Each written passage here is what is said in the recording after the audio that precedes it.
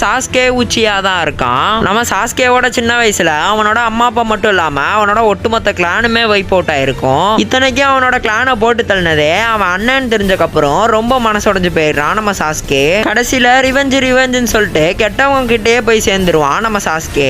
கெட்டவங்க கூட சேர்ந்து ரொம்ப பவர்ஃபுல் ஆகி கடைசியில அவன் அண்ணனே போட்டு தள்ளிடுவான். அவங்க அண்ணனை போட்டு தள்ளினக்கு அப்புறம் தான் இவனுக்கு உண்மையே தெரிய வரும். அதுக்கப்புறம் ஏற்கனவே புரோக்கனா இருந்த பைய இன்னும் புரோக்கன் ஆயிடுறான். அப்புறம் நடுவுல சில பல சிலுமிஷ வேலை பார்த்தாலுமே கடைசியில ரொம்ப நல்லவனா மாறி இருப்பான் நம்ம நருட்டோவால.